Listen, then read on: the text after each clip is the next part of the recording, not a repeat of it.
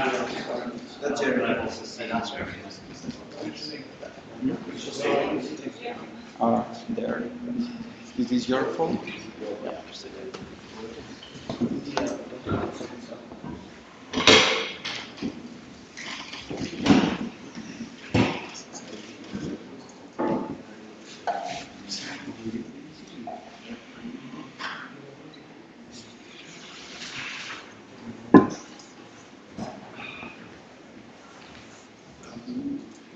Okay, so I think we can make a start. So welcome to our workshop on building population models for large-scale neural recordings. This is Nina, I'm Anu, we are the organizers of this workshop. And so why would we want a workshop on population models for large-scale recordings? So well, the number of simultaneously recorded neurons grows exponentially. It has done so for the last 16 years. And recently, this growth has even increased a bit further due to neuropixels growth. So we need to deal with large numbers of neurons. And so to understand and describe the joint activity of these neurons in models, different types of models have been proposed. So on the one hand, you have fully observed correlation models, where you try to describe the relationships between the activities of neurons more or less directly. And on the other hand, you have latent variable models. So recently, some studies have shown that in many cases, large activities of neurons can be described by two-dimensional manifolds. And so the idea of latent variable models is to have a low number of latent factors, which affect a large number of neurons. And then give rise to the activities of these neurons in conjunction with an observation. So for correlation models, these are a couple of examples. So we have the dichotomized Gaussian, we have different types of maximum entropy models, we have the very popular generalized linear models, and we have the Copula models, where on this axis here, we have an increasing level of flexibility of describing relationships between the activity of neurons. And for latent variable models, we might have latent dynamics, or we might have latent Gaussian processes, so distributions over functions, which are mapped to firing rates or behavioral variables. And you might also have a spiking process which links the firing rates to the actual spikes. So we have many instances of these models in the talks of our speakers. Day one will be loosely themed around latent variable models. So we will have as speakers Maneesh Sahani, Kudryashova, Michael Okkun, Daniel Lustowitz, Matthias Hennig, Fabrizio Lombardi, and Christina Setten. And day two will be loosely themed around correlation-based models with Yunis Ferrari, Connor Haften, Michael Deitzler, Olivier Mar, Safra Sobolowski, and Thomas Fire. So apart from amazing speakers who come here to give talks, we will also have some poster presentations, which will appear at the back of this room later today. We're going to have an official poster presentation from 5 to 7 tonight. And please come to see the posters from Brian, Isabel, Justin, Lazarus, Ace, and Tobias. And after the poster session, we're excited to invite you for a dinner at the restaurant called 56 North. It's just across the street from Informatics. And thank you for everyone who already filled in the forms and made pre-orders. But if you didn't do that and you really want to join the dinner, please email us as soon as possible, and we'll try to add you to the booking. And if you need to use Wi-Fi here, you can either use Udemy if you already have it, or if you don't have it, you can try connected to VisitAd, which is a network that's available here, and you'll need to go through the registration process. Actually, Apart from Wi-Fi, you can use sockets, which you can find on the floor of this room if you need to charge your laptops. We would like to thank EPSRC for funding our work and funding this workshop. So, thank you for that. Yeah. Okay. So then we come to our first speaker.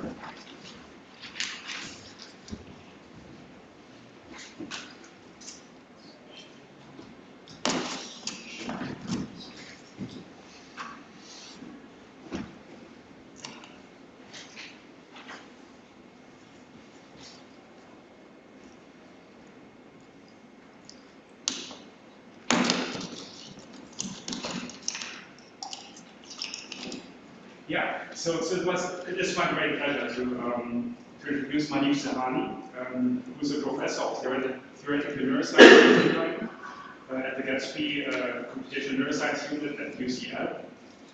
So his research is broadly on understanding how animals and humans process information at a neural level. And over the years, Maneesh has made numerous groundbreaking contributions to this field, in particular with regard to the widely used Gaussian process factor analysis, which will also be the topic of the talk today. And so the topic will be extending GPFA, point processes, time warps, dynamics, and nonlinearities. Thank you very much. Thanks very much, Arno, and thanks Nina too for the invitation to be here. Looking forward to it. This will be an excellent workshop. I'm going to take advantage of my pole position. I don't know whether to thank them for being in this position or not, but to sort of maybe start with a slightly personal kind of perspective on where I think we are and how we got there in trying to understand computation and populations of neurons. But the bulk of the talk will be, I will start by introducing GPFA, kind of a very simple, I think very basic algorithm for trying to extract sort of data structure in populations, as Anna described. And then I will actually fairly quickly scan through about 5 sort of recent innovations. And I think the spirit in which I'd like to sort of present this, or I hope you'll take it, is that there isn't sort of a right way to look at what the nature of the underlying activity in the population is, right? I think the mathematics that you want to use to analyze a data set will depend very much on the details of the question and probably details of the data themselves. And so I think what we're trying to do is build a toolkit. So a set of different techniques that you can assemble in different ways, as we'll see, to actually set up the kind of, to answer the kind of question you want to be able to answer for a particular problem. And so that's what I'm going to focus on. There's a few different developments which expand GPFA in different directions, different output models, different internal state models, that basically allow you to put together a mathematical hypothesis that you can then test.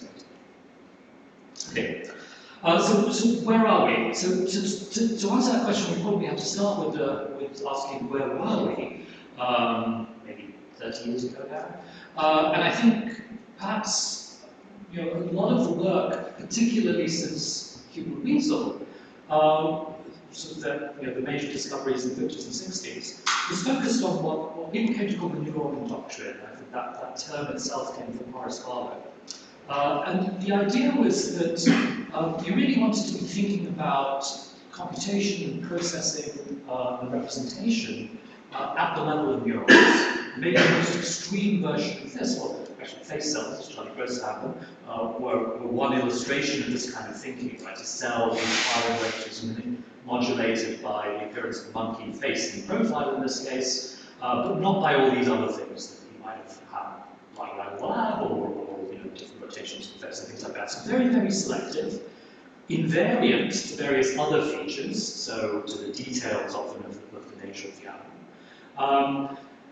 And maybe the most, even more extreme hypothetical version of this was the grandmother cell, right? A cell whose firing was basically consonant with the idea that you were thinking of your grandmother. So it only does so when you think of your grandmother, it doesn't fire under any other conditions.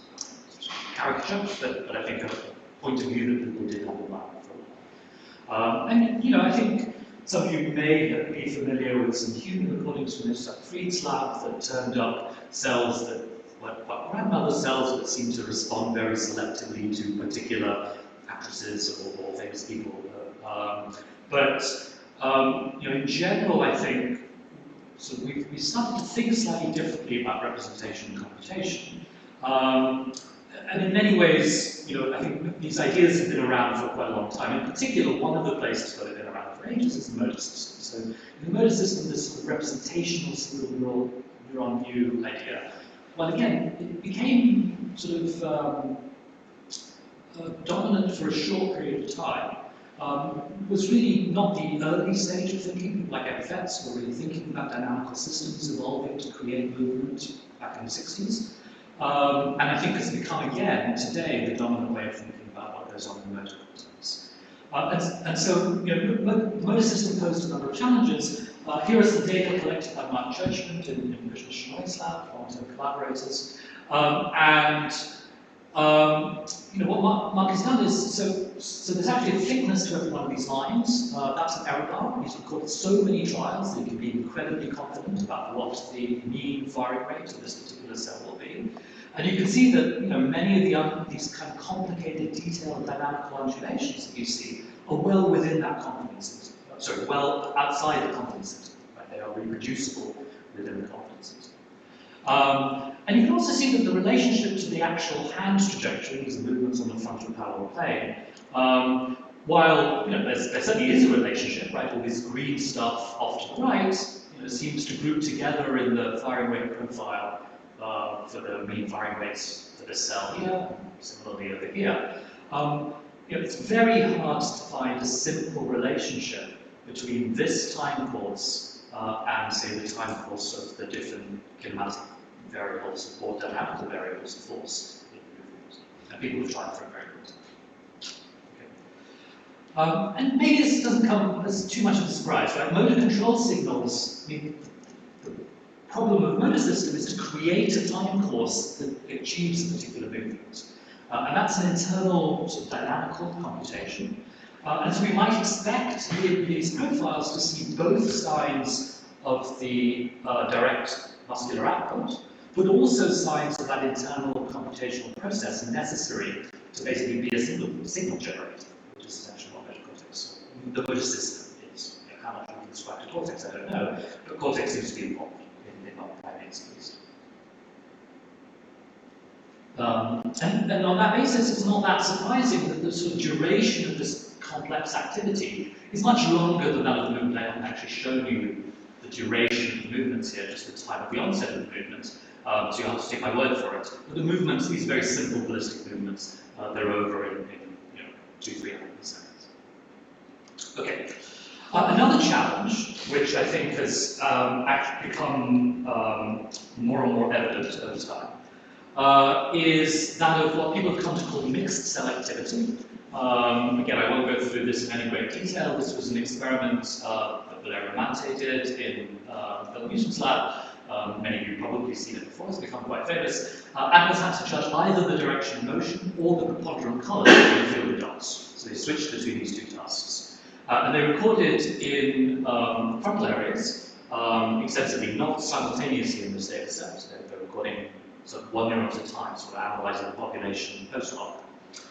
And what they found was that the activity of cells in this area seemed to be reflective of behaviour of the task. Don't have a causal relationship in these data.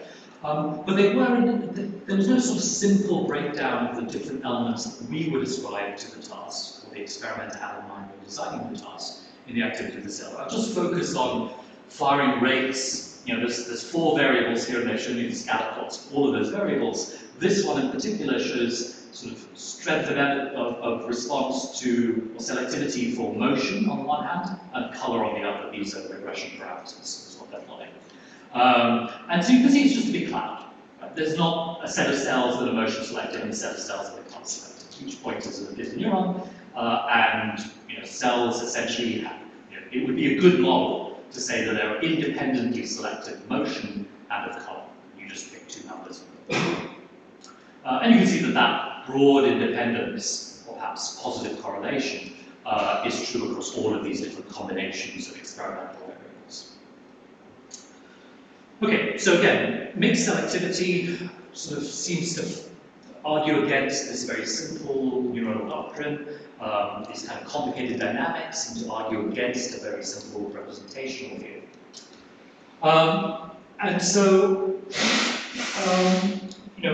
I think that a lot of these things, these arguments are really being made based on sort of post hoc populations. Actually, this isn't even a population themselves. So there is some interesting behavior in these populations that we'll talk about later. I think sort of one of the key accelerants to this process, again, precisely as Arno articulated, was a shift in technology. And that was from recording from cells one at a time, and therefore, because of the variability that we invariably see when we try to keep an experiment as constant as possible, almost necessarily having to average over trials and analyze PSTHs like this. Right, so that was sort of, again, where we were 20 odd years ago. To the ability to record from large populations at once. This is a Utah array, 96 live electrodes out of 100 pins that can be scaled down into the cortex. We have neuropixels, about calcium imaging that would give us some temporal fidelity, but have a much richer number of cells at anatomical basis. And so given these sorts of data, we can now sort of switch paradigm, right? We can say, let's take a lot of data recorded on a single trial, and maybe now the variability that underlies the variability we see in the single neuron actually will be something that we can use as a handle to understand what it is about the computation, or what is the process of computation in an abstract sense that's implemented by the population from which this is. Okay, and so that's sort of the motivation that drove the development in our hands and in other people's hands of these techniques to try to do exactly that, to make sense of these population data, ideally a trial at a time, while assuming that across all the different trials recorded under the same experimental conditions, there's some commonality, but commonality at the computational level, not necessarily at the precise evolution of firing rate from trial to trial. Okay, many of these methods, again, repeating the introduction, depend on the sort of latent variable-like structure. And so here's a sort of sketch of what you might want to be thinking about when you think about these latent variables. So here's an ambient recording space. I've measured it in spikes per bin, but that could be calcium fluorescence. It could be times represented in some way. We'll talk about spike times later. This idea that there's sort of a dynamical computational structure in the data is sort of theoretically likely to be attached to, but not necessarily. We have to make some other arguments to try to claim necessity, but even then it's still a bit complicated. But if you have a dynamical system, the state of that dynamical system, if it's to be resistant to a certain amount of single neuron variability, likely needs to be meaningful only on a subset of all the states that are possible in this ambient space. Right? So in principle, I could have neuron A fire at 50 spikes per second, while neuron B fires at 3 spikes per second, and any arbitrary configuration anywhere in here. But some combination of anatomical constraints and inputs, right, that's at the level of the circuit, which we can interpret as a computational constraint, because the circuit's anatomy and inputs are set up to do a computation, will actually compel that activity to lie in a particular region of the space. Okay. And so, we would often sketch a sort of manifold of values, and then given a manifold, if it really is smooth, we might be able to build a coordinate system for it. And those coordinates become our latent variables. Given a pair of coordinates here, I can tell you where on the manifold you are, and if I know the shape of the manifold within the ambient space, I know the firing rates, or spike times, or calcium levels, where they are, of all of the neurons. So that's sort of the picture. We can add to that the notion of a dynamic of flow within this manifold. So to the extent that the external input to my circuit that I'm considering is constant, and the circuit is evolving autonomously with constant inputs, big assumption, then there's some dynamical flow field that I might try to chart by building a dynamical model within it. And again, that can be expressed as dynamics in the latent variables, because meaningful dynamics here should keep me on the manifold, should keep me in a dynamically valid state. And so then, sort of the methods that we'll look at, like what GPFA will do, is rather than immediately looking at the dynamics, it will simply be trying to capture trajectories that are followed within a single trial under these dynamics. And again, those trajectories can be drawn in the latent space with the idea that that sort of corresponds to a particular trajectory through the entire population activity space. But of course, what we measure is something like this. Right? These are actually quasi draws from the numbers of the rates down below. And although you might think that a few spikes per neuron sounds like a low firing rate, this is spikes per bin, not spikes per second. And so bin sizes of 20 odd milliseconds to try to capture reasonable dynamical timescales in the brain, that's not one reasonable number. Okay, and of course we don't see the structure behind it, right? So the problem of all of these methods is to go from things like this to portraits like that, which looks impossible, but of course you have many more than 3 neurons and you have many trials. And so the idea is that we can use the statistical power of that, of those numbers, of the numerous trials and the larger population recordings to try to get ahead of this.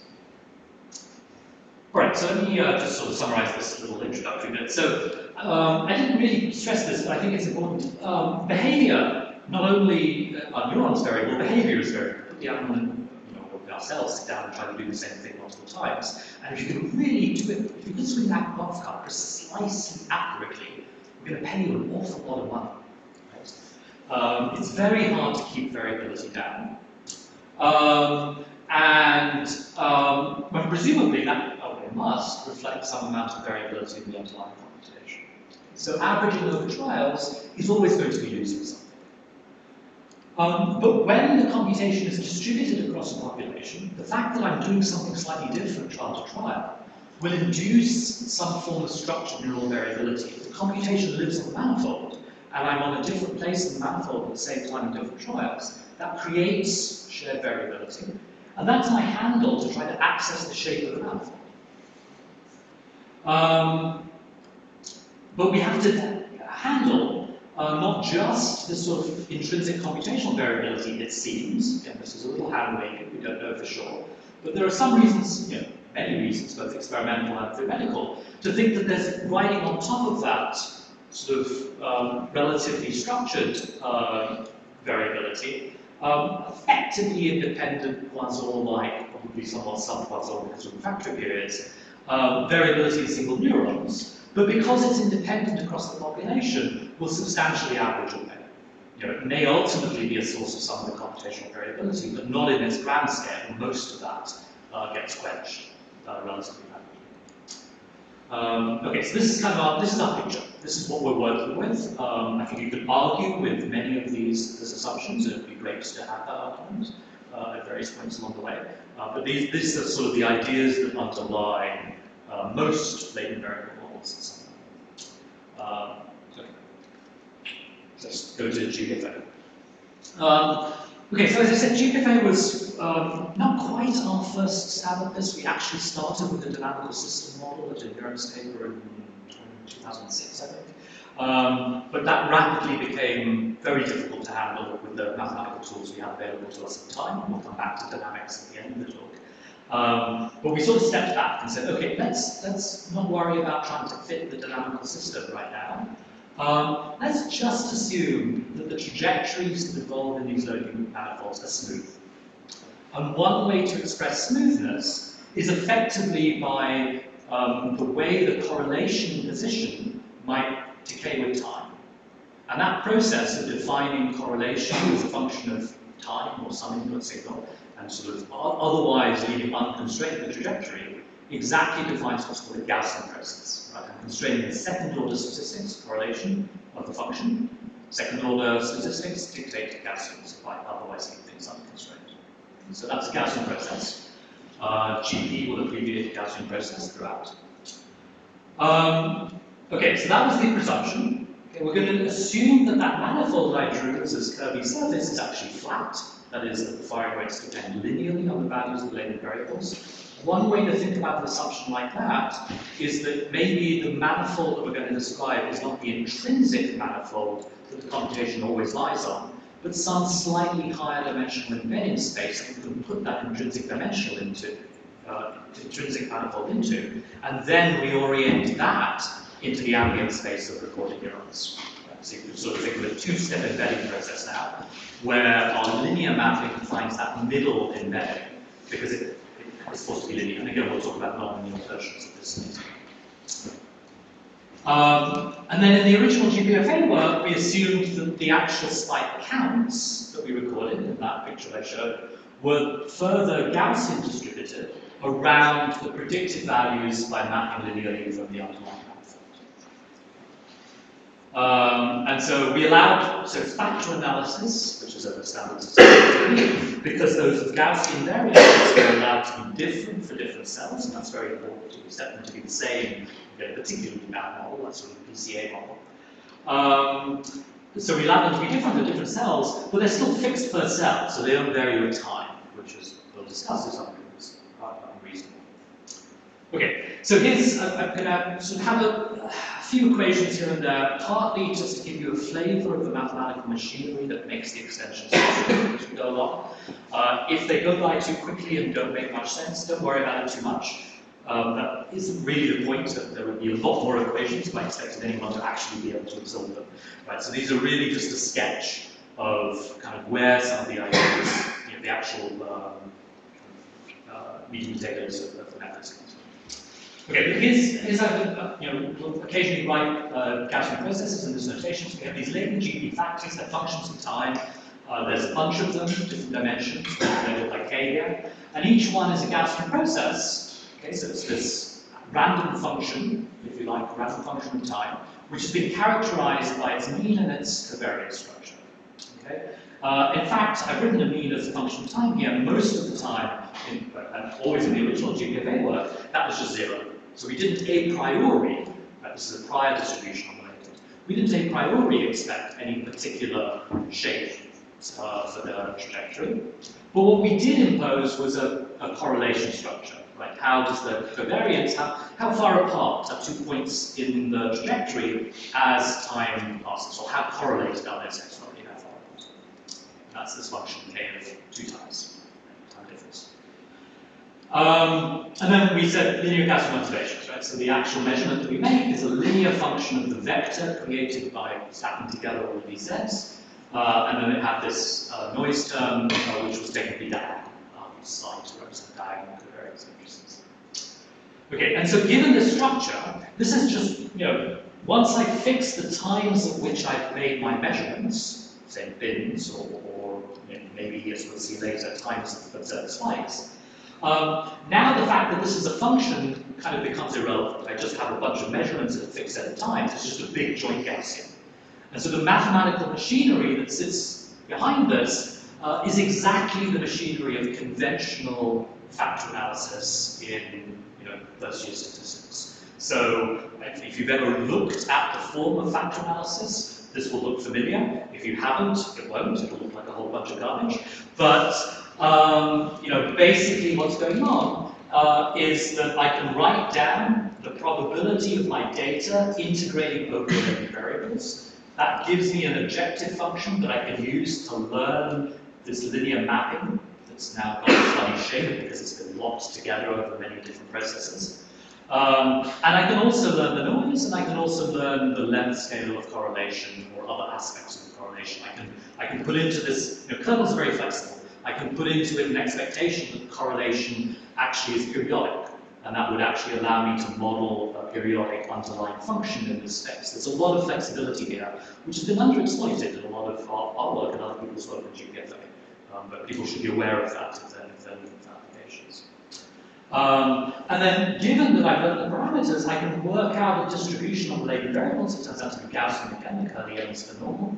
And yeah, okay, it has a long list of symbols here. But actually, these things are turned out to be pretty straightforward. This is the sum of two precision matrices, inverses and covariances, and basically this says, a standard rule of combining sources of information in the Gaussian is that the mean is the precision-weighted average of the two means. The two means here are mu, which is taken to be 0 in this case, and basically x, the measurement I made here, or C transpose times x.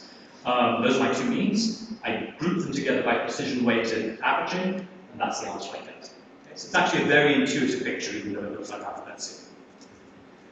All right, this is the sort of picture you get from things like GPFA. This is motor cortex data associated actually with the preparation of the movement rather than with the execution of the movement.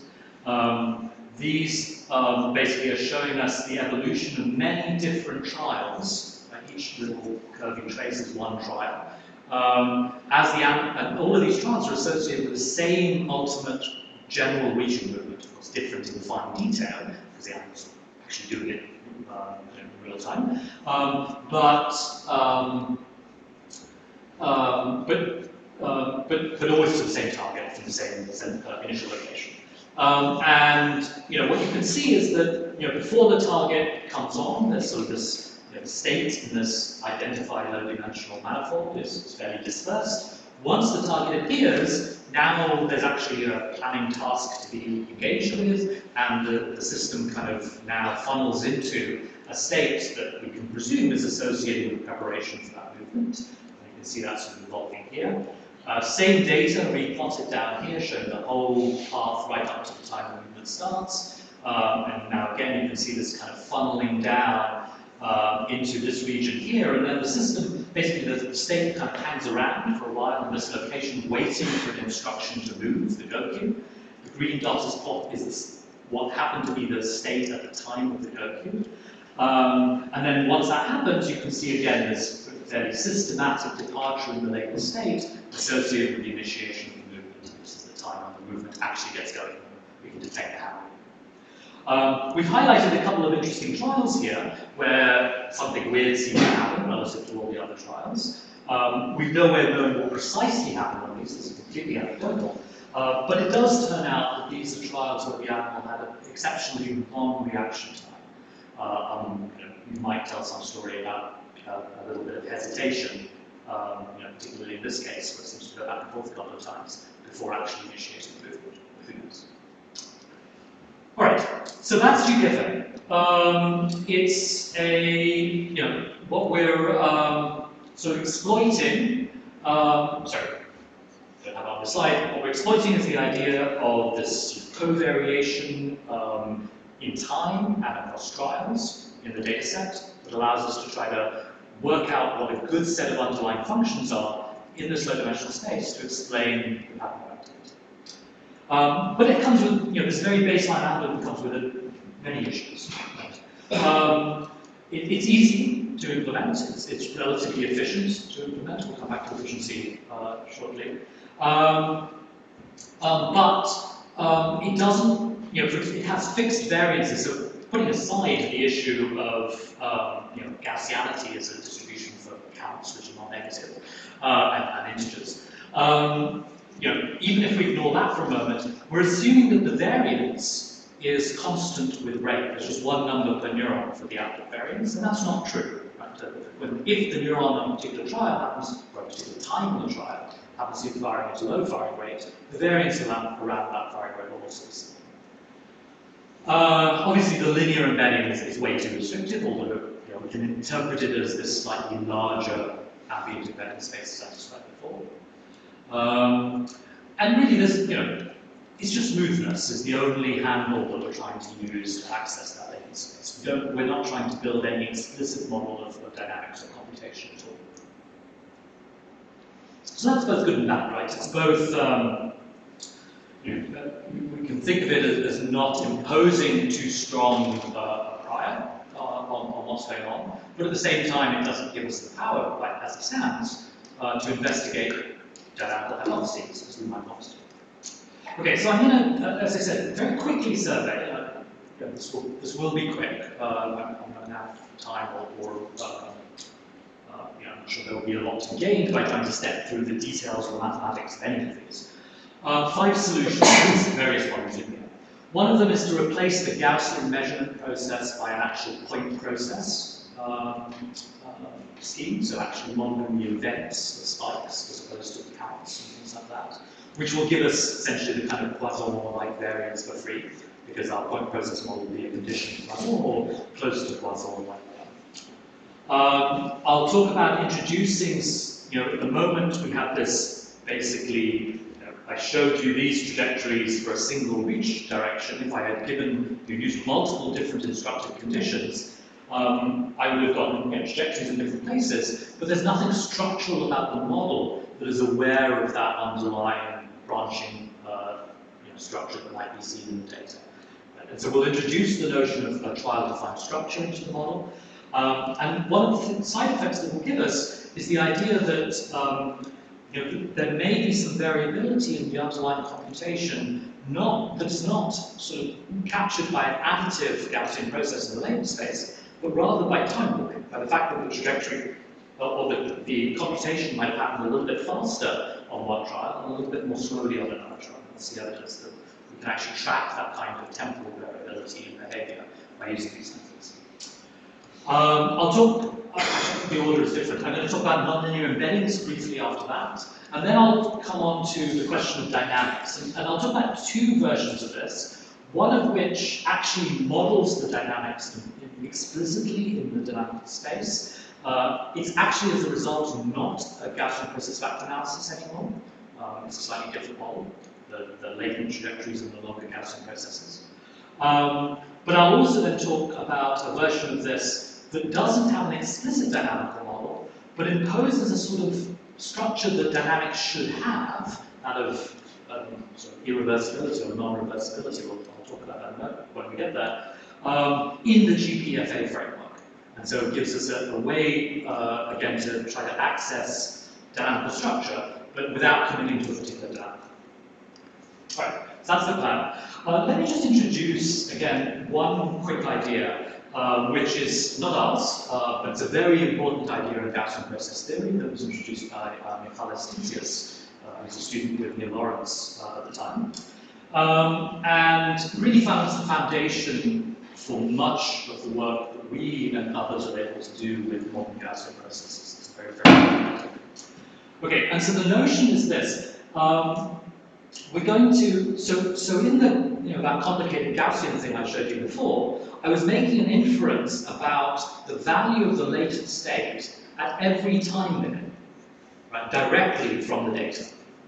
And now what we're going to do is we're going to introduce a smaller set of what we'll call inducing point times, and we'll make our direct inference about the state only at those times.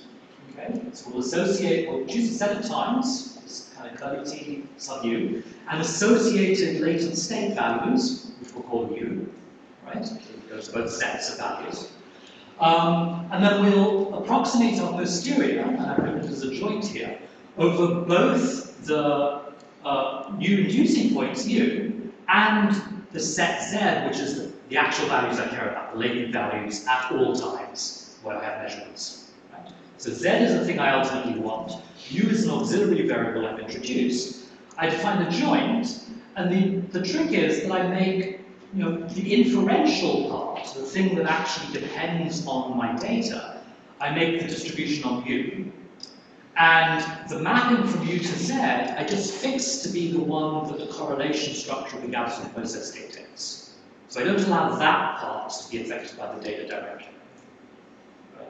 And so that trick turns out to be surprisingly powerful. It's an approximation, but it's a principled approximation in the sense that what it defines is a lower bound, pretty much, I guess in this case always a strict lower bound, on the log likelihood of the data set, the objective function. This is called, depending on exactly how old the person speaking is, either the free energy of the problem or the evidence lower bound, which has this horrible acronym. Okay, so the free energy, tell how old I am, is this quantity that involves an expectation under this posterior distribution of the log probability of observations. And the critical point here is that because of the structure of the model, and this is sort of slightly hidden under the hood in this equation, that breaks down into a separate expectation for each time point. Okay. So I have the sum of expectations over each of my observed points sitting here. And then I have something which, again, because this is part of the Gaussian process prior, breaks down into just, this is a KL divergence between the posterior belief on the latent inducing point values, the smaller set of values, and the prior that my GP predicts over those. So I've got a small problem here, because I made it small by choosing a small set of inducing points, and then I have a whole bunch of small problems here, because they're just a sum of different problems, one for each point. Okay. And now, with this lower bound of likelihood, I can do a maximization, just as I would in maximum likelihood. And standard maximum likelihood, I'm maximizing just with respect to the parameters. Now, my maximization process is jointly doing inference of the latent process and the parameters together, and jointly pushing up this lower bound on the likelihood. So I maximize with respect to the parameters of this model, the mean and its covariance, along with the model parameters, this linear mapping and the kernel parameters and anything else I put into the mix. And this, this is a stable approximation that often gives us very good solutions, even though it's no longer exactly maximum likelihood. And it gives us two advantages. The thing that Michaelis was actually after initially was really computational efficiency. Now that I've got a problem, so the hard problem here in the Gaussian process world is the fact that I'm manipulating covariance matrices whose size is the number of variables. And manipulating covariance matrices, if you want to invert them or find their determinants or things like this, is a cubic operation in the dimension of that thing. And so, if I'm trying to work with even a few thousand data points, a cubic operation in a few thousand is actually pretty big. Okay. This allows me to be cubic not in the total number of data points, but in this set of inducing points that I choose, because I've reduced the hard Gaussian stuff, the joint Gaussian stuff, just down to B. And so I get to choose that. Right? I've got a trade-off between fidelity and computational efficiency I can adjust. The other thing, though, that came up almost as a side effect, but is what we're going to exploit extensively, is that because this now breaks, this term here, breaks down into a sum over different time points, it's now really easy to handle things that are not Gaussian in the observation process. This is, the statistician would refer to this as a non-conjugate likelihood. Basically, that means it doesn't play nice with the prior.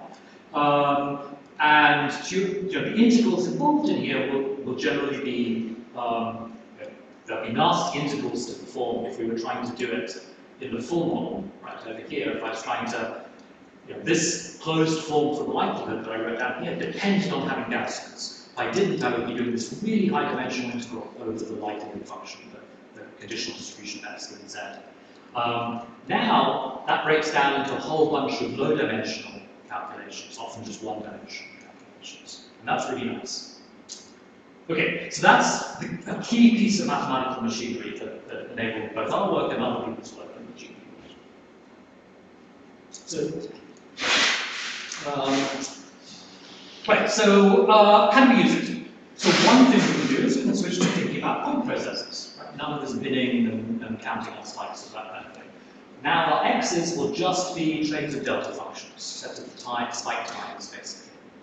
And we introduce, just for mathematical convenience, that linear mapping that we used to have, which was directly a mapping to the mean of x. We now call it, give it a new name, we're going to call it h. N is indexing which neuron, so I've got my vector of latent processes at time t. I map them through a row of that matrix C, labeled by Cn, and that gives me now a particular kind of pre-intensity function. It's kind of the linear map into neuronal activity space. And now, because this is still a Gaussian variant and can be positive and negative, I introduce a mapping that takes me from h to a legitimate rate lambda. Right, and lambda has to be non-negative. Okay. And so now I can write down a point process, or a conditionally puzzle in this case, likelihood function, right? So the log probability of this set of spike times, this delta function, given, this I guess shouldn't be Zn, this is the whole set of all latent variables, but it only depends on the projection Hn of those latent variables.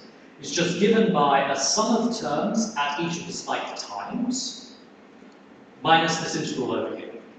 Okay? And this is basically the integrated rate of the process, and that's a term that shows up in the likelihood. And then this is the log intensity at the times the spikes appear. That's the other term in the likelihood. And again, and now when I take the expectation of this, remember, I need an expectation of these on the Q. I get an expectation of this logarithm here, and then I get the integral of the expectation. Linearity. Okay, so as I said, H is a normally distributed object, but if I choose G appropriately, and exponential mappings are an appropriate choice, right? The log of the exponential, that's easy, that goes away, so it's the expectation of H, that's easy. This one is a little bit more complicated, but the expectation of an exponential function under a Gaussian is still close to 1. So I can work that out, and then I can do this integral like evaluating numerically, basically. Okay, so now I'm able to actually model not counts, but times, and all of the sort of properties of point processes, the fact that variances, scale means, and things like that, emerge naturally. And I've written this for conditional Poisson, but there's really nothing to stop me from allowing this rate lambda to depend not only on the latent processes, but also on past spikes in the same neuron. Right? This is what in the sort of neuroscience literature has come to be called the GLM-like model. In general, point process people would call it a Hawkes model, but really it's just it's a way to introduce a generic interaction between events in a point process, and given a sufficiently flexible dependence on past spiking, that's a complete description of any possible point process. All point processes can be written as ones in which future times just depend on past times. Okay, so now having moved to point processes in our output space, and I should stress that this is work that Leah Dunker, a graduate student in the group, whose name I'm going to see a couple of times in bits of this talk, developed. And so the other thing that Leah did was to say, okay, given this, we can now also introduce the notion of time warping, as I introduced it before. So we're going to think about, instead of this zero mean, we're now going to introduce mean trajectories, both a single shared mean trajectory, again with Gaussian process R on it, and then condition-specific mean trajectories. This is just a cartoon. And then the idea is that on a given trial, the way we construct the latent trajectory is to take the shared component, add the condition-dependent component, progress along it according to this random time course, which is a mapping from real time to internal time tau. That gives us these sort of time warped values, and then we add some additional kind of intrinsic computational additive variability. So we're allowing for both temporal jitter and additive variability in the process. All of that combines together, gets mapped out, and then the observations of point processes conditional. So everything now is running in totally continuous time. There's no binning anywhere. There's some discretization necessary in the quadrature process, but that's the only place where we're discretizing. Okay, and so we go back to those movement data, for example, and again, collecting all the data for a single condition in this picture. We can now go back and look at the process of temporal alignment. So what we've done here is build the model I've described here. There's some underlying common trajectory, but we allow it to be followed at a different path each time. And because we've done that, we now get a mapping between sort of external time and internal time, if you like, the kind of progression of the trajectory. And this has been built just from the neural data. Right? We haven't looked at the experimental condition at any point when building this picture. And now we can go in and we can say, okay, let's take various experimental events. They happen at different times in the trials, right? So the time that the go queue is presented is variable because desire was for the animal not to be able to anticipate the time that the movement was going to be instructed. And then the time from the go cue to when the animal actually starts to move is also variable. We have a variable reaction time. That's an internal variability, right, as opposed to an external one. And then the length, the duration of the movement is also variable. And what we can see is that this internal time clause actually locks the movement onset times very precisely to one moment in internal time, even though they're scattered across external. So we really are able to capture from the neural data alone this progression of the trajectory. And maybe I'll skip the other bits because I'm running out of time. They're basically showing that we can predict aspects of the trajectory more accurately this way than we can using external covariates. All right, non-linear. Let me jump maybe to the dynamical stuff because I think that maybe sort of connects better to sort of things that will come later. And we can go back to non-linear stuff in discussion if you're interested. Okay, so two ideas for dynamics. These are going to be, so one of them will be explicit dynamics. So instead of this idea of just having a Gaussian processing time, we're going to introduce an explicit dynamical function f, which maps zt minus 1 to zt. I'm sorry, this should say map zt to xt. This is our observation process, and x is the label we've been using for observations. Okay, so you have in mind this picture now. Instead of z just being smooth, we have an explicit dynamical map that tells us how we go from z to minus 1 to zt. The question is, how do we parameterize that dynamical map? Right? What should we do? And also, yes, note that this is no longer going to be GPFA because this is going to be nonlinear, and so even though this is Gaussian noise, zt and zt minus 1 are no longer jointly Gaussian because of that linearity. So that's why it's not GPFA. Okay, so what are we going to do? So here's the idea. What we ultimately, when we fit a dynamical system to data, often what we're interested in is not the dynamical rule per se, but analyzing the structure of the underlying dynamics. And what do we mean by analyzing the structure? Well, the first thing we almost always do is we go and we find the fixed points of the dynamics, possibly the null points, that's what the lines are here. And we also ask questions about the stability locally around those fixed points. Okay? And so we thought, well, why not go ahead and this work again with Lea and Gergo Berner and Yulia Busar, who was a master's student in the lab at the time. What we thought was that, well, maybe what we should do is just go ahead and parameterize our dynamics directly in terms of fixed points, so such that f of s maps to s, and the local Jacobians, the gradient of f at those local points. So those become the parameters, and then we just, okay, we don't have the f. F, the function, conditioned on those values, will then be a Gaussian process. Okay, so it's still got a Gaussian process, but now it's a Gaussian process for the functional dynamics. We can again take the structure, I've written it sort of in discrete-ish time here, well, actually it doesn't, I guess there's no time explicitly, but we can embed it in a continuous time, stochastic differential equation. Okay. Let's do that. Right, and so that's sort of the picture. So we can parameterize things in terms of fixed points and Jacobians, and here's the sort of thing you can do. This is just simulated data here.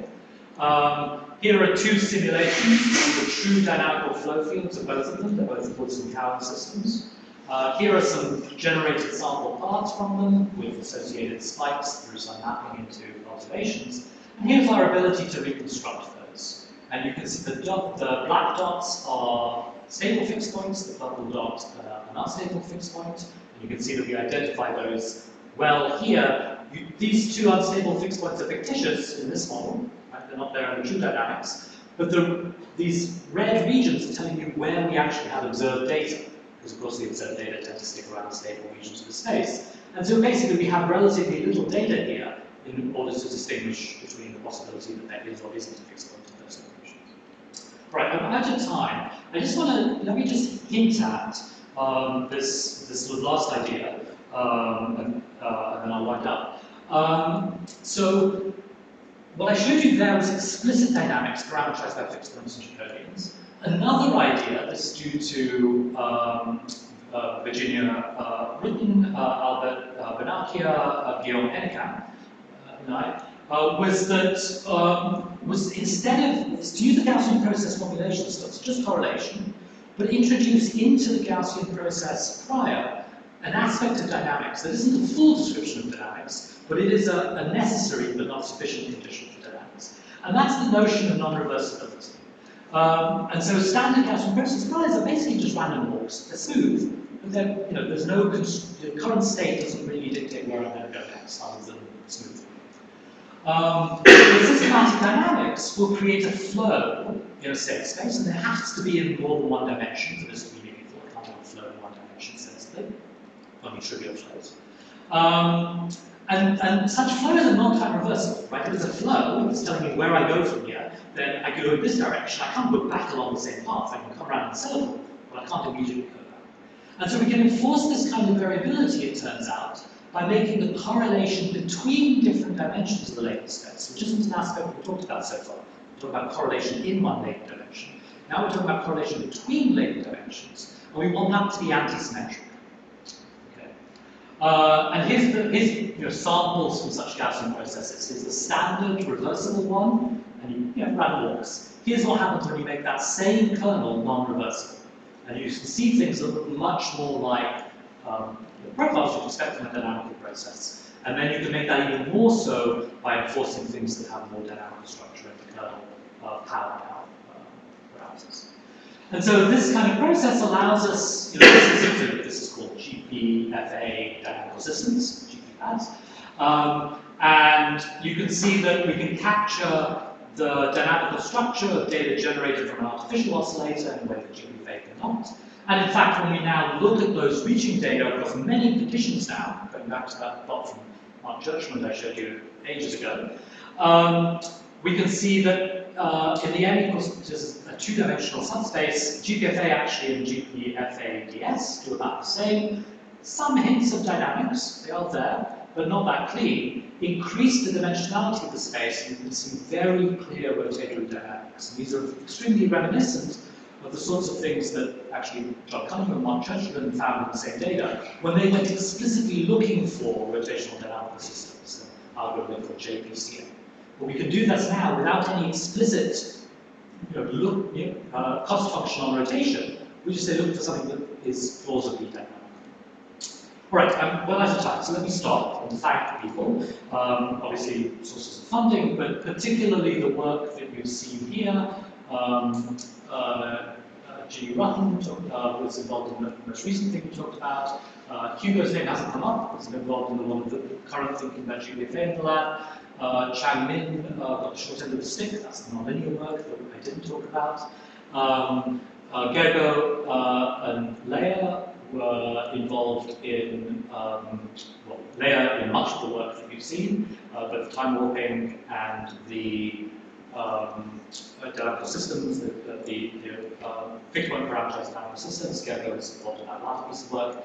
That's all again kind of, it hasn't come out explicitly, but was very involved in our thinking about sort of technical details of GPFA, about dealing with correlations, and in particular using these sparse approximations that I mentioned from Ecolostincius, and bringing those into the lab and using that analysis. And then Byron Yu helped to kick the whole thing off with the original GPFA. Thank you.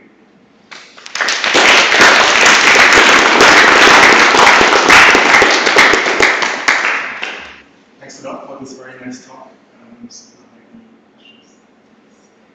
Yeah, thank you very much for this very nice overview. I have a very quick question because you went over some of the stuff quite quickly. So I didn't quite get the point of the reversibility because the dynamic system here algebraically is a root, so you need an inverse of the flow. But probably here you need something different, right? So as a set, all dynamical systems, of course, the inverse flow is present in them. The issue here is that any one choice has a single trajectory. And so within that one thing, I can't see both the forward and the backward trajectory with my correctly with my. And how do we enforce that again? Okay, so it's a little technical, but basically, if you look at so now this is a block Gaussian process kernel, so it's allowing correlations between latents, and we take the temporal element of the So we take pairs of latent variables and take the cross correlation term or cross covariance term between those two in the pair, and we can break that down into a symmetric and an anti-symmetric part. And what this psi, or zeta, I guess, variable is basically telling us how much we basically require it to be purely anti-symmetric. So when it's purely anti-symmetric, now I have anti-correlation across dimensions in time, and that enforces my non-reversibility. And it turns out to be, you can do this, the reason these show up in this kind of more spectral form is that it's very easy to do all of this in the Fourier domain. And so all of this becomes basically just dealing with Hilbert rotations of the kernel matrices. So it ends up being quite an elegant formulation. You can do this for many, many kernels. I'm afraid we're out of time, so we need to move on. So our next speaker is Nina. So Nina is, since 2019, has been a member of my lab here at the University of Edinburgh. So her background is in biophysics and applied physics, with contributions to models of electrical brake application in cardiac tissues. And today she will talk about the Copula-GP framework, which she developed in the last couple of years. And the Copula-GP framework for analyzing multidimensional neuronal and behavioral relationships. Thank you very much. Interesting. A few minutes to set up.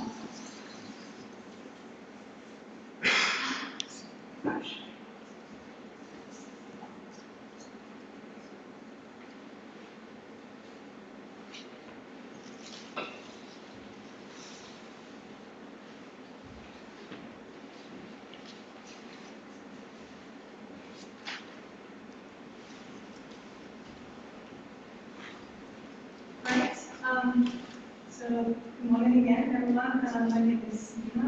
Thank you for introduction about my very broad and chaotic background. So today I'd like to talk about the Copula-GP model that we've been developing for analyzing multidimensional neural and behavioral relationships. And as Arno mentioned at the beginning of this workshop, all neural population models can be divided into two broad groups. One group tries to model the relationships between neurons more or less directly, and the other group looks for some latent factors that can explain some parts of variability in neural firing. And our model belongs to this first class. But somewhat unusually, we don't only explain relationships between neurons, but we also treat behaviors in a very similar way. So we're looking for a model that can explain, model relationships between neurons and behaviors, and capture some higher order correlations between all of these variables. And as you all know, in general, this task is really challenging, first of all, because of the dimensionality of the data, because we typically work with hundreds of neurons and many behavioral variables, and modeling the joint distribution between all of these variables is very difficult. And on top of that, all of these variables typically evolve either in time or space, depending whether it's a dynamic task or maybe a navigational task.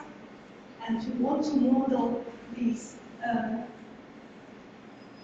neural responses and behaviors as a stochastic process that evolves in time or space. And this distribution is really complicated because all of these variables, they can have very different statistics. So neural recordings, depending where these are spikes or calcium, they can be discrete, they can be continuous. And behavioral variables, they can be virtually anything. We usually have zeroization and many nasty things in marginal distributions, which are really hard to deal with. All of these variables also interact with each other on different time scales. So they can interact within trial, and if we record multiple trials, animals learn things, so interactions between these variables can change. This all results in a very complicated distribution, joint distribution of these records. And to capture all of this complexity, we're trying to go beyond linear correlations. So we still want to model relationships between variables, but instead of characterizing these relationships with just one parameter, correlation coefficient, we are parameterizing those relationships differently using Copula models. I will talk about them in a moment, which can have more parameters and they can capture more details about relationships between variables. And also, we don't assume that these relationships are static. They can evolve in space or time, and similarly, somewhat similar to GPFA can make these relationships dependent on time through reduction process, perhaps. And before I jump into details about the method, I would like to say that Copula-GP is now published in Post-Computational Biology Methods earlier this year. And this package is available on PyPy, so you can easily try it. It's implemented in PyTorch, so if you have a PyTorch model, you can integrate Copula's in it. And for Gaussian processes, we also use a very powerful library called GPyTorch, which allows us to scale to really large data sets, which we're using those TSS techniques that Maneesh mentioned earlier. And on our GitHub repository, you can find some notebooks that can help you get started in this method. All right, all that being said, let me explain how Copula-GP framework actually works. So the key part of our framework is the Copula model. Copula model is, by definition, just a distribution with uniform margins. But what makes it interesting is that there is a scarce theorem which tells us that any multivariate distribution can be decomposed into a product between Copula and marginals. And in this example, you see two very different distributions, but their difference comes from the difference in marginals, while the dependence between two variables in this distribution can be modeled exactly the same Copula. And because Copula is so focused on the dependence between variables, it's very convenient for estimating mutual information between variables, because mutual information won't depend on marginal distribution, it only depends on the Copula.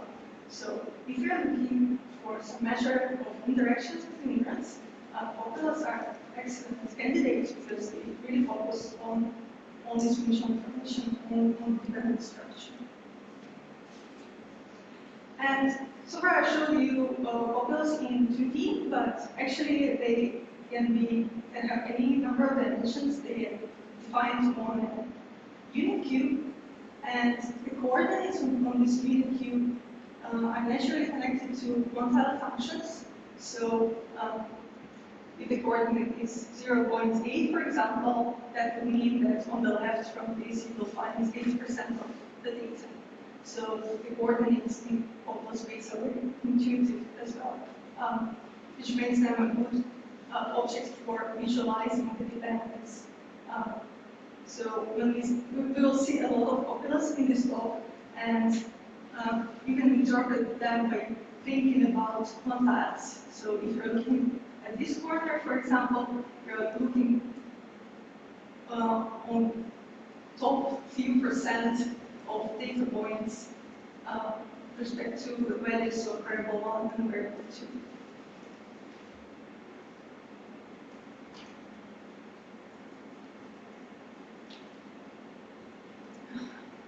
So, there are many parametric Copula families that could characterize different shapes of dependence.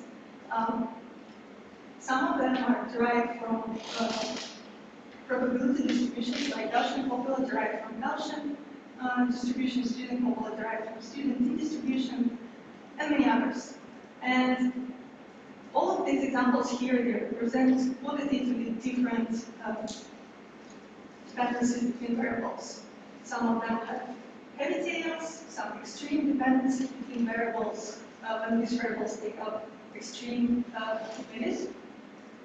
And some of them don't have these tail dependencies. And depending on the data, you need to choose which one you choose. And if you want to go into higher dimensions, there are also some parametric calculus available for that, but they're quite simple. And a more flexible way to scale these Copula models into higher dimensions is to combine bivariate calculus into hierarchical line calculus. So there are many hierarchical line Copula models that focus on the one that works best for neural data. And to construct this line, we need to sort all of our neural and behavioral variables according to their pairwise identical relations. So we want to keep the variables that are most closely associated with each other first, and then sort the rest in the descending order. Then, once they are ordered, we can take the first variable, so one that is most related to the others, and we can look at the dependence between these first variables and all of the other variables. So we model it with bivariate calculus. We can choose the parametric Copula that fits the data best. And after we have this Copula model, we can use the density to condition those recordings in variable 2 on variable 1. So we sort of explain everything we can explain about variable 2 using variable 1, and we leave the residual here. Then we take these residuals again, and we repeat the procedure. So in neural data, this ordering works quite well, because especially in Gaussian recordings, we usually have neuropil signal, and then a few neurons which are correlated with this neuropil signal, which can be highly correlated with velocity of the animal, for example. So there are some variables that are closely related to each other, and then there are many variables that are less and less related to them. So this particular type of line fits well to neuroscience data because of this hierarchy in variables relations. Alright, so once we know how to construct high-dimensional copulas, we may want to make them dependent on time or space. We can do that by making all copula parameters dependent on this continuous variable through Gaussian processes. So we take a copula model and we draw this parameter we make this parameter well, because these parameters play in different domains, we need to map them onto minus infinity plus infinity, and then we can, in this space, after mapping, we can make these parameters Gaussian distributed. So when we use this kernel, we assume smoothness in the changes of these copula parameters. So we essentially, especially when we have limited data, it's important because we can say that the dependence between our variables remains similar for their time points or space points which are close to each other. So that's why Gaussian process is useful for that. So we explicitly introduce inductive bias that time or space is a continuous variable. So in summary, in this bird's eye view of the method, we constructed a method that uses copulas to describe the relationships between all of these variables, and then we made this copula dependent on time or space through Gaussian processes. And Gaussian processes not only introduce smoothness, but also it can account for uncertainty in copula parameter estimation. So if we have different amounts of data in different parts of space, we will see it within the Gaussian process. So we will have different uncertainty in different areas depending on the amount of data. And we are the first ones to combine copulas and GP. We are the first ones to apply it to neural data. Before there was a paper in Europe's 2013 that already applied copula and GP to the data around subprime crisis. But this method had a number of limitations. So first of all, it didn't scale very well. So they only used like 10 markets that they modeled, and they couldn't scale the method to like hundreds of dimensions because of the inference scheme that they used. And they had to select copulas for the model. So they selected student T just because they're the main models. They know that student T works well for models. And we improved on all of these points. So we changed the inference scheme to the variational inference. So Maneesh already talked about it today. So based on this TISS 2009 paper. And we also introduced a model selection procedure that selects copula type automatically depending on the data. And on top of that, we show that Copula-GP is very useful for estimating mutual information or NGP or another information measurement.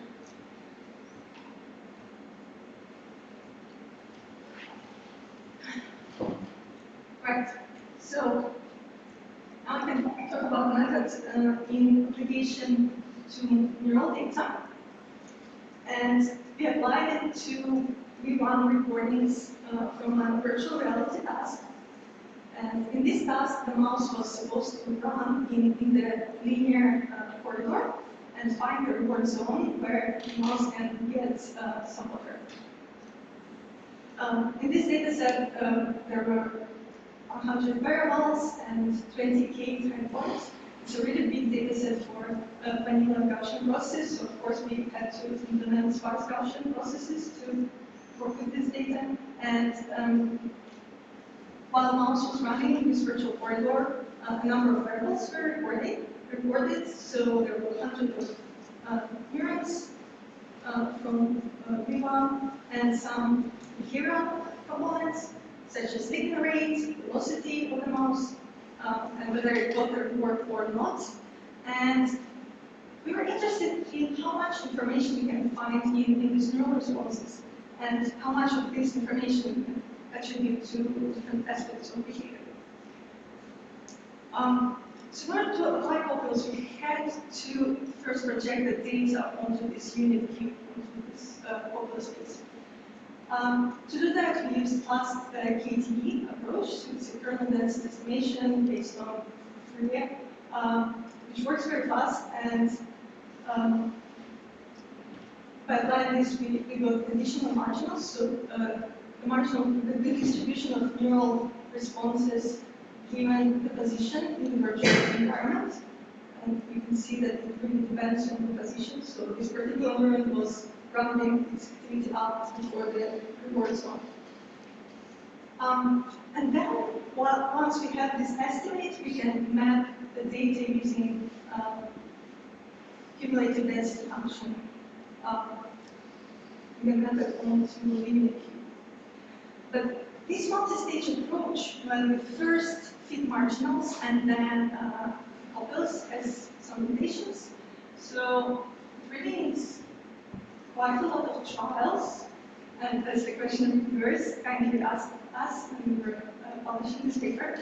And we estimated that you need roughly 60 or more trials to work this multi-stage approach. Because if you have fewer trials, something like 20 trials or less, then the distortions you can get in this Copula space become very, very large. So you cannot really feed this projection onto the unit cube reliably anymore. And we also tested this sensitivity or Gaussian process and inference to these distortions in Copula space. And yeah, we found that one needs to have like 60, 80 trials at least to get reliable netting onto the unit cube.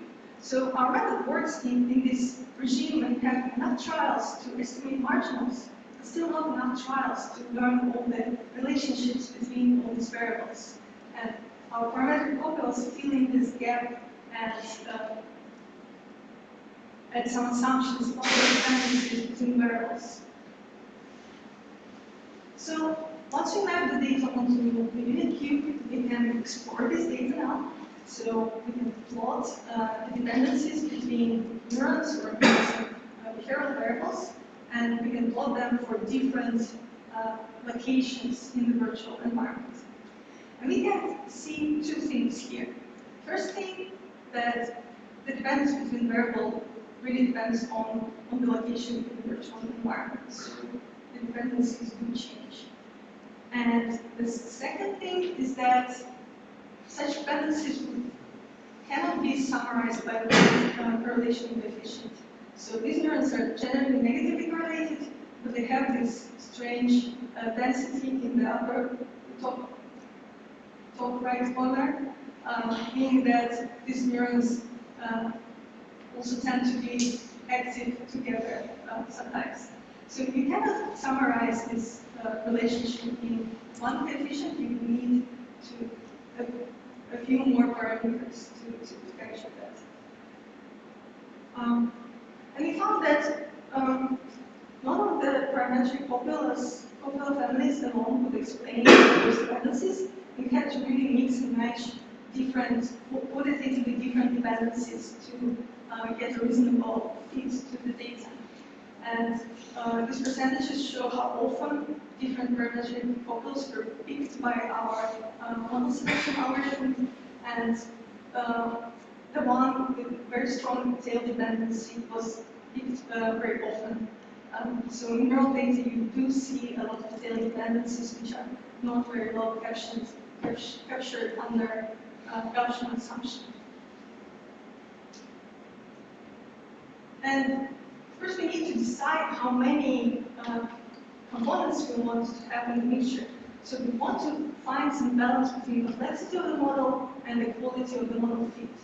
And traditionally, for parametric models, one could use a IK criterion, which balances the number of parameters versus the likelihood of the data. But it's not directly applicable to Gaussian processes, because Gaussian process is a vision non-parametric method.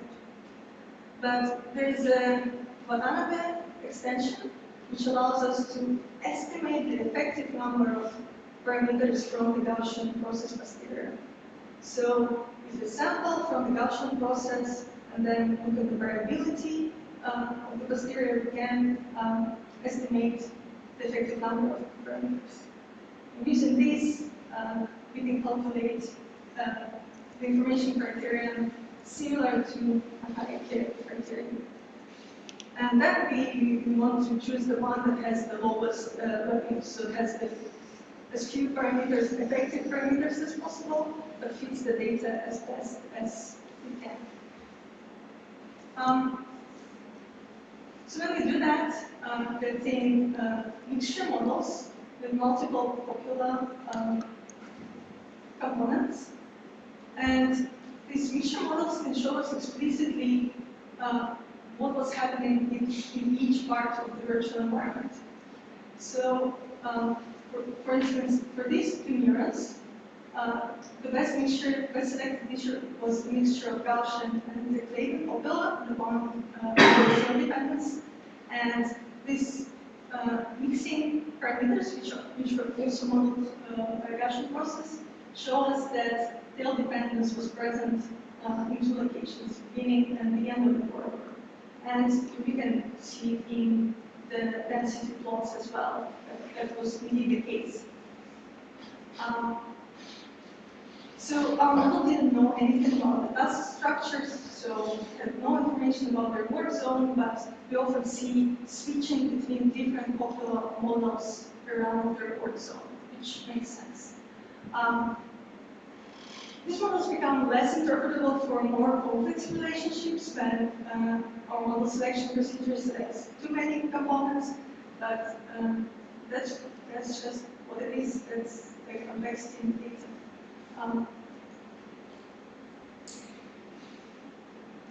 And so far I was again talking about bivariate copulas and model selection for pairs of copulas. And we can apply the same model selection procedure to build a line. So we can first go from tree 1 to higher order trees and feed bivariate copulas when we do that procedure. And the most exciting part about this neuroscience data that this line, Copula line, turned out to be very sparse. So if we ran some identifiability tests on synthetic data, and we selected a threshold for variation of IQ criteria that tells us that the Copula is indistinguishable from independence model.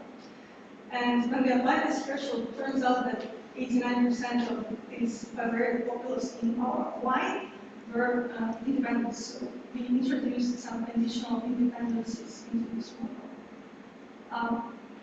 And that's great because then it means that our model scales to large data sets even better, because selecting a Copula mixture that takes a lot of time, while checking whether Copula can be just discarded and considered independent, takes just a few seconds, and instead of scaling the number of variables, the square of the number of variables, we get scaling the number of effective non-zero Copulas in our model. That wasn't true actually for UCI data sets where no such sparsity appeared. So it is a feature of neural data sets. Sorry. Yeah. Here, n is the number of time. Sorry? In the behavior. So, What n? Sure.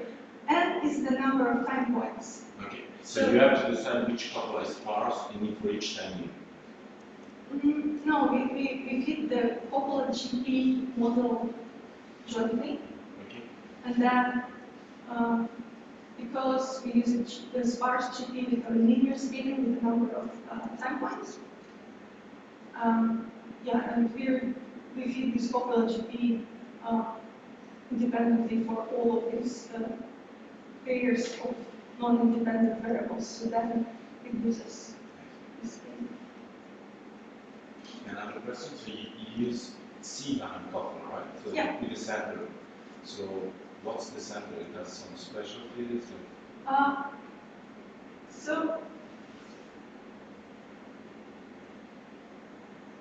So the first variable the first special variable in this line Copula would be neuropil in our simulations. So when experimentalists report calcium recordings, they try to identify the activity of neurons, but they also look at the background activity. So the background activity kind of summarizes what's going on in the population, and this sort of automatically places it as the first variable in most cases. So yeah, we indeed need this special variable, and this special variable is neuropil activity.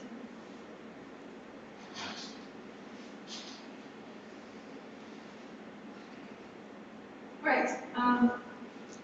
So this brings us to mutual information estimation. So once we have Copula-GP models fitted, You can use it to estimate mutual information. And if you want to estimate information between all the neural behavioral variables for every given X, in every given location in the virtual environment, that's really straightforward because it follows the same principle as I showed earlier for just simple populace. For every X, the mutual information between neural and behavioral variables equals mutual information between variables in populace space, which in turn equals to the entropy of this population at point X. And we can either calculate this entropy using analytical formulas if it's just a single parametric formula, or if it's a mixture, we can use Monte Carlo to estimate this entropy. And Monte Carlo itself is an unbiased estimator, so we can get unbiased estimate of this entropy, assuming that the model fits is accurate. So the only source of bias in our estimation is the model fit, so how we fit Copula-GP into the data.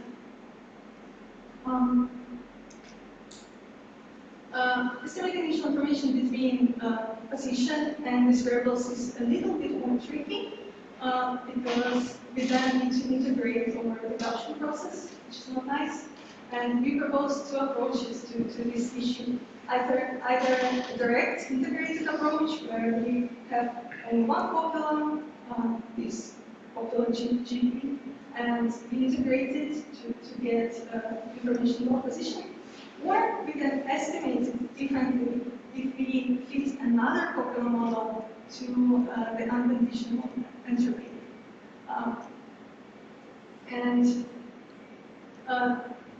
We expect that these two approaches will have different biases because when we have model mismatch, when we don't have model mismatch, we expect these two approaches to agree with their estimates.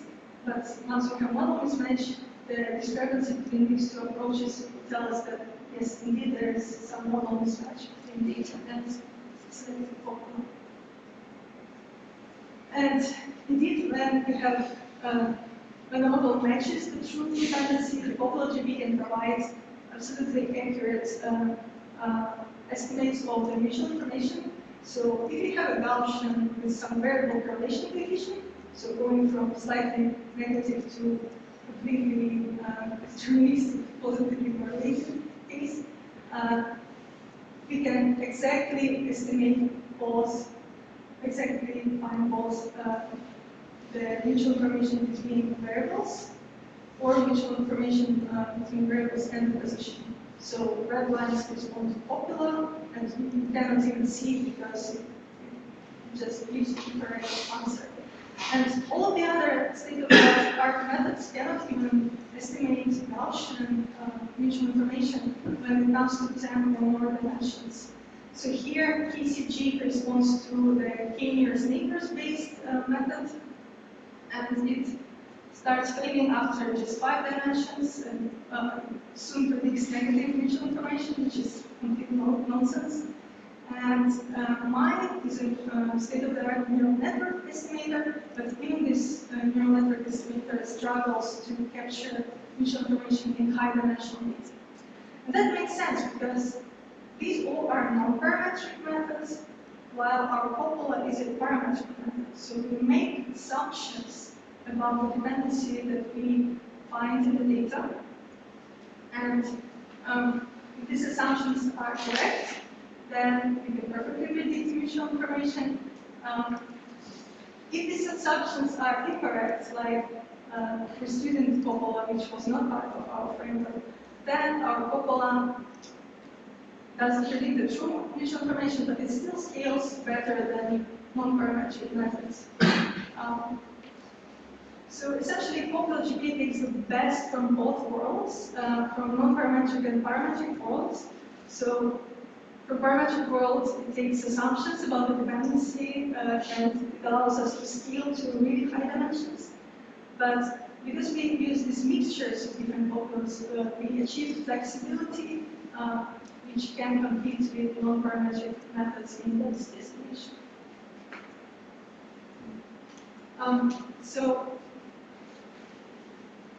I will skip validation on real data in the interest of time.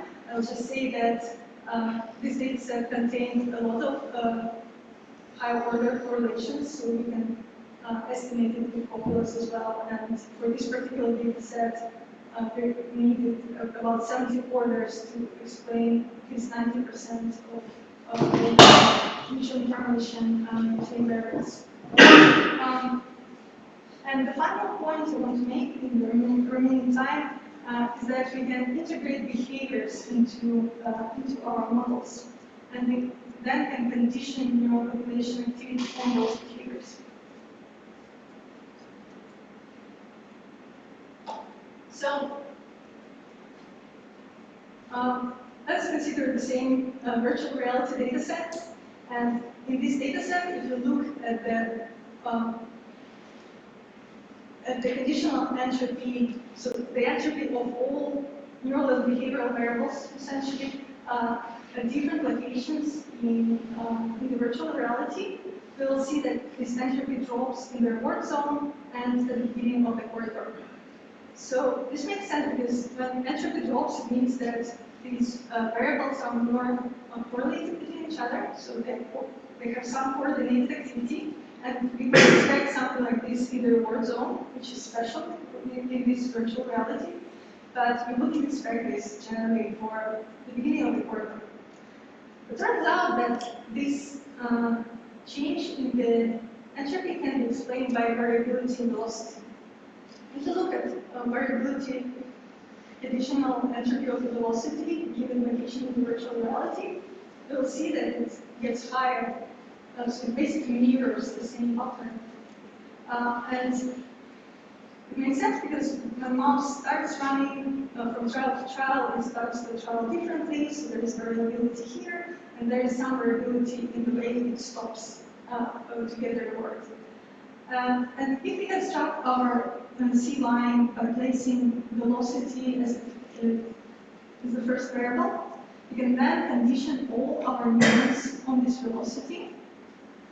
And we can explain everything we can explain about this neural population from velocity signal and get the residuals after conditioning.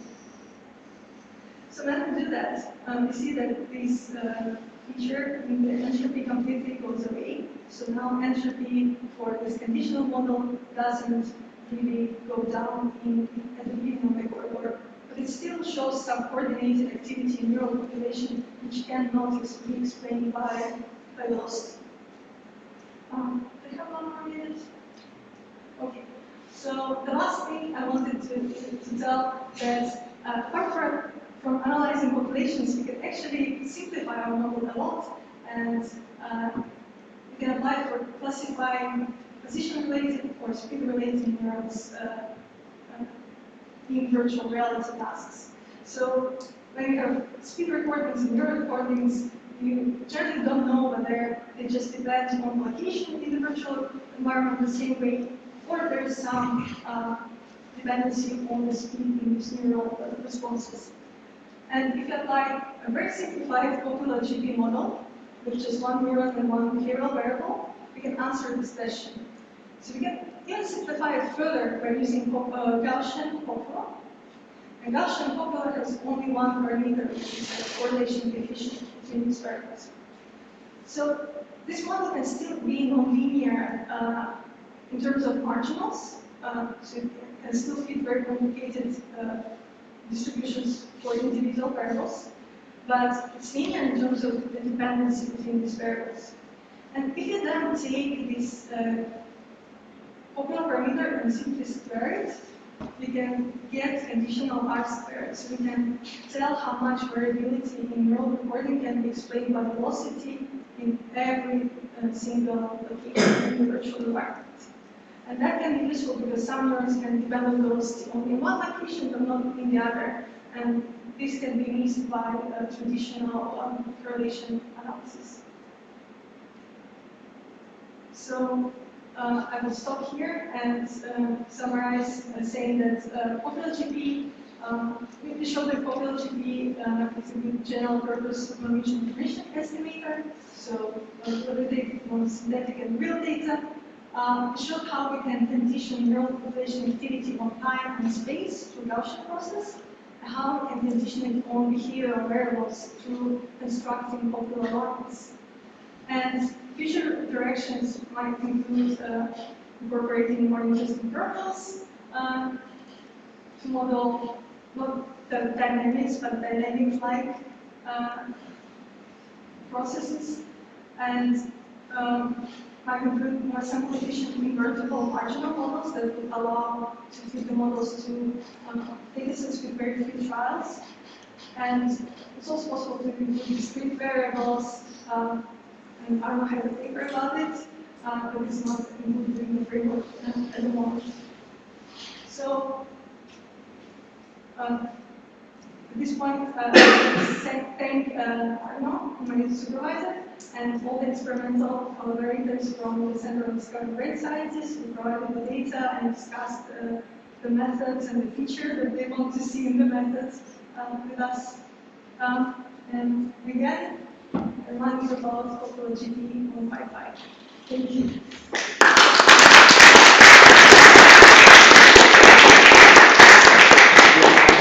Two or three questions.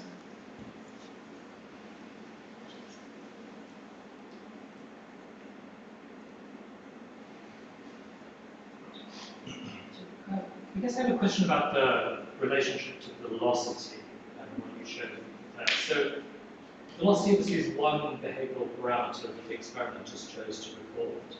If you were to say have image data, video data,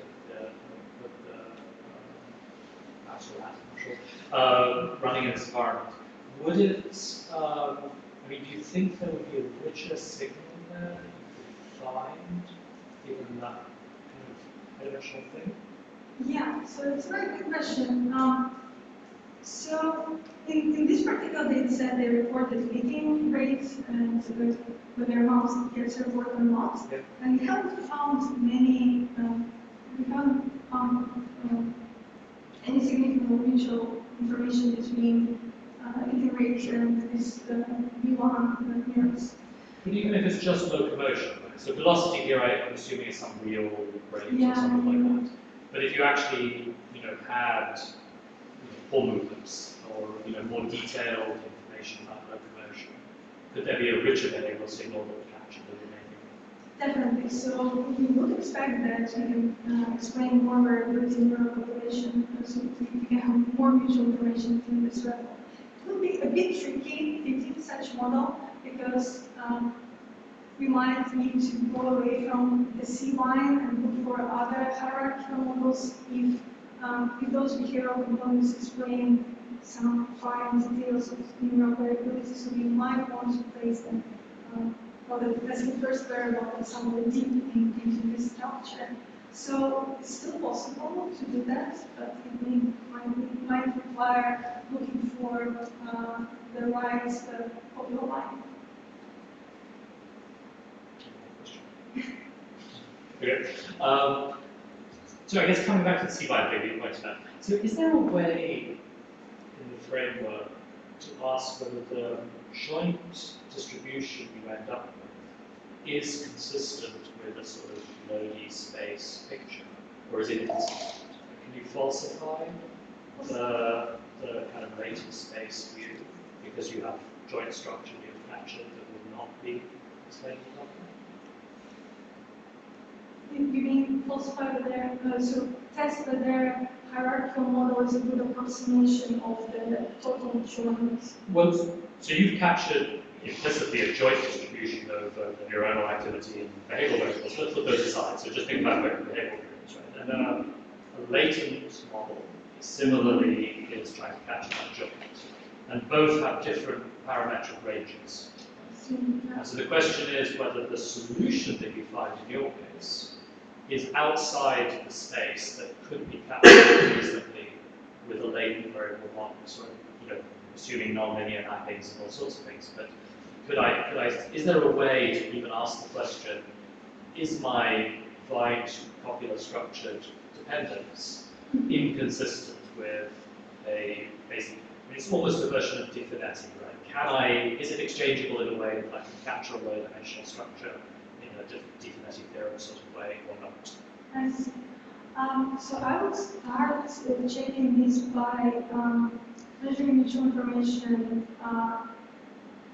in the raw data, and measuring mutual information in the states of the representation. So we would expect that latent representation doesn't capture everything. So then we feed two models for the latent representation and for the raw data, and take some discrepancy measure to look very exactly their difference. So if you have two estimates for two distributions, it's a question of comparing very exactly. Yeah.